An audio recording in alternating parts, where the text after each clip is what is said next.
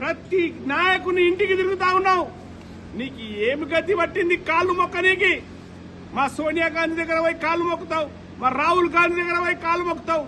ఒక 5 సంవత్సరాలు ప్రతిపక్షంలో వ్యవహారం చేయలేకపోతున్నావా నువ్వు? మేము 30 సంవత్సరాల నుంచి ప్రతిపక్షంలో ఉన్నాం. ఎన్ని కేసులు వచ్చినా ఎదుర్కొన్నాం. నీకు దమ్ము లేని మాటలు మాట్లాడుతూ ఏది అధికారంలోకి వస్తే అధికార పార్టీలో ఉండి నీ ఆస్తులు కాపాడుకొని చూస్తా ఉన్నావు అని చెప్పి నేను డిమాండ్ చేస్తా ఉన్నా. నీకు దమ్ము ధైర్యం ఉంటే 5 సంవత్సరాలు ప్రతిపక్షంలో కూర్చో. ఇవన్నీ నీకేమైతే కబ్జాలు పెట్టినవో, ఎఫ్టీఎల్ ఎంతైతే ఉందో మాస్టర్ ప్లాన్ ప్రకారం తీసుకొని అన్ని ఎఫ్టీఎల్ ఉన్నటువంటి పక్కపట్టు ఉన్నటువంటి భూములన్నింటినీ కూడా ఎఫ్టీఎల్లో వ్యవసాయం చేసుకొని మీదికున్న భూమిలో నువ్వు బిల్డింగ్ కట్టుకో, రూల్ ప్రకారం ఏం చేసుకుంటావో చేసుకో.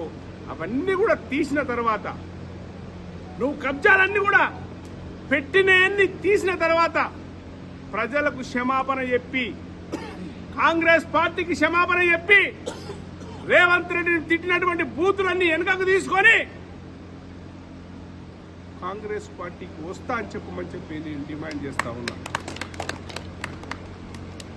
ఇట్లా ఒక 2 రోజులు మాట్లాడగలుగుతాం, 2 రోజులు మాట్లాడగలుగుతాం.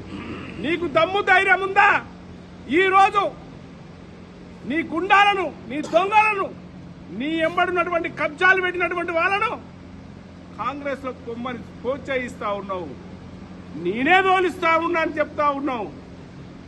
ఎందుకు నీకు ఆ బాధ? నీ ఎంబడున్న సైన్యాన్ని కాపాడుకో. మాకు మా సైన్యం ఉంది. మేము 30,000 ఓట్లు మైనస్ ఎట్లయితే ఉందో 30తో పాటు ఇక్కడ ఉన్నటువంటి నాయకులు ఇంకా 50,000 ఓట్లు అధికంగా తెచ్చుకుంటామని చెప్పి సవాల్ విసురుతా ఉన్నా. ఒకవేళ తెచ్చుకోకపోతే ఆ రోజు ప్రెస్ మీట్లో మాట్లాడమని చెప్పి సవాల్ విసురుతూ రేపు మీటింగ్లో చెప్తా. నీ బండారం చాలా బయట పెట్టేది ఉంది. రేపటికెళ్ళి ఎక్కడెక్కడైతే ఇరిగేషన్ ప్రాజెక్టు, ఇరిగేషన్లో ఉన్నటువంటి నాళాల మీద కట్టినావో, ఎక్కడెక్కడైతే నువ్వు కబ్జాలు పెట్టినావో, ఎన్ని ఇన్కమ్ ట్యాక్స్ ఆఫీసులో ఎన్ని పైసలు ఎక్కొట్టినావో, ఏ నాయకునికి పైసలు ఇస్తానని చెప్పి ఏమి చేసినావో నేను చెప్తానని చెప్పి సవాల్ విసురుతా ఉన్నా. 2014లో నువ్వు ఇద్దరం పోటీ చేసినావు. నీవు ఎంత మోసం చేసినావో నీ దగ్గర ఉన్నటువంటి నీ బామ్మార్ది శ్రీనివాసరెడ్డిని అడుగు, ఆ నందారెడ్డిని అడుగు, లేకపోతే హరిమోహన్ రెడ్డిని అడుగు, ఇక్కడనే ఉన్నటువంటి లక్ష్మారెడ్డిని అడుగు, లేకపోతే కీసర్లో ఉన్న చంద్రారెడ్డిని అడుగు, ఆ రోజు రఘుపతి గౌడ్ని అడుగు అని చెప్పి చెప్తా ఉన్నా. నువ్వు చెప్పిన మాట మీద కనుకుంటే ఆ రోజే 2014లో నేను ఎమ్మెల్యేనయ్యేటోని. మాట మాట్లాడేది ఒకటి, చాటుకు మాట్లాడేది ఒకటి, దొంగ చాటుకు దెంకపోయేది ఒకటి.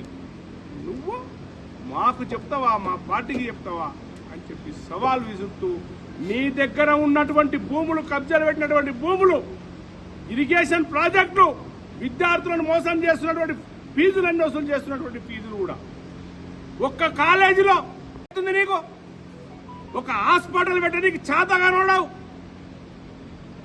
ఒక మెడికల్ కాలేజీలో తీసుకురాని చేతగానోడావు, ఒక డిగ్రీ కాలేజీ పెట్టలేని చేతగానోడావు, ఒక ఇంటర్మీడియట్ కాలేజీ పెట్టలేని చేతగానోడావు.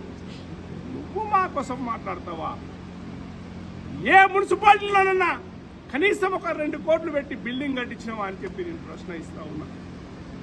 ఏ మున్సిపాలిటీ కార్పొరేషన్లోనన్నా హెల్త్ కోసం ఒక 10 పడకల హాస్పిటల్ను 30 పడకల హాస్పిటల్ చేసిన పాపాన పోయిన వాడిని నేను చెప్పి అడుగుతా ఉన్నా.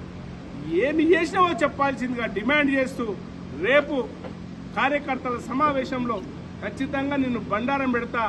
నువ్వు కాంగ్రెస్లో కనుక వస్తాని మళ్ళీ ఒకసారి మాట్లాడి మా నాయకుల దగ్గరికి పోతే మా నాయకులందరూ నిన్ను మర్తబెట్టి కొడతారని చెప్పి తెలియజేస్తా ఉన్నా. తెలియజేస్తూ ఈ అవకాశం అందరికీ కూడా ధన్యవాదాలు తెలియజేస్తా ఉన్నా. అన్న చెప్పండి ఇక.